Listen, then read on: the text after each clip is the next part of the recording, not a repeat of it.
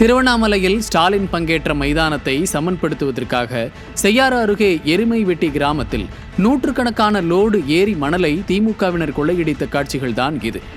ஏரி மண்ணை கொள்ளையடித்த திமுகவினர் மீது மாவட்ட நிர்வாகம் நடவடிக்கை எடுக்கவில்லை என்று குற்றம் சாட்டிய விவசாயிகள் அரசுக்கு எதிராக போராட்டம் நடத்தியதுடன் ஏரிகள் மணல் திருடர்களுக்கான இடம் இல்லை என காட்டமாக விமர்சித்துள்ளனர். கிட்டத்தட்ட ஒரு 20 அடி ஆழம் இருக்கும்.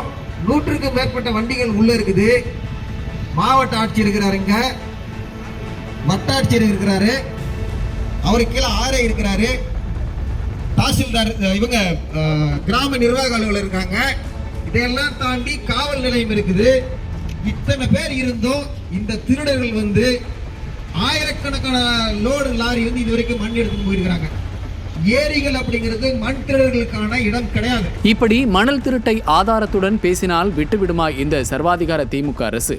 போராட்டத்தில் ஈடுபட்ட 23 விவசாயிகளை ஏதோ தீவிரவாதிகளைப் போல கைது செய்து சிறையில் அடைத்துள்ளது.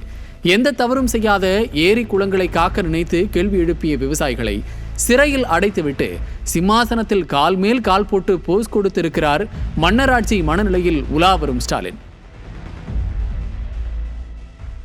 கைது செய்த விவசாயிகளை உடனடியாக விடுவிக்க வேண்டி கிராம மக்கள் நாற்று நடும் ஆர்ப்பாட்டத்திலும் ஈடுபட்டுள்ளனர்.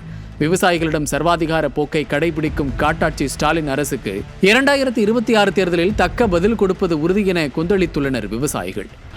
சீக்கிரமாக விவசாயிகளை விடுதலை செய்யணும். அவங்க எந்த தப்பு செய்யல. பிரிவென்டிவ் அரெஸ்ட் மாதிரி 3 மணிக்கு அரெஸ்ட் பண்ணி போனீங்க விடியாலமா, ஆனால் அவங்கள சிறையில் வச்சிட்டீங்க. இது வந்து தமிழக அரசு விவசாயிகளை ரொம்ப நசுக்கிற தன்மையாக இருக்குது.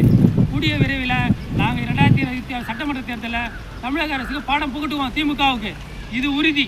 விவசாயிகள் குண்டர் சட்டத்தில் அடைத்த அரசுக்கு கைது ஒன்றும் புதிது இல்லையே. நானும் டெல்டாக்காரன் என வசனம் பேசி விவசாயிகளையும் வஞ்சித்து வரும் ஸ்டாலின் இனியும் விவசாயிகளை ஏமாற்ற முடியாது. ஆட்சி மாற்றம் ஏற்பட்டால் தங்களுக்கு விடியல் இல்லை என்பதை உணர்ந்து விட்டனர் விவசாயிகள். ஆக 2026 திமுக விவசாயிகளின் ஓட்டுகளை இழக்கப் போவது உறுதி என்கிறார் அரசியல் நோக்கர்கள்.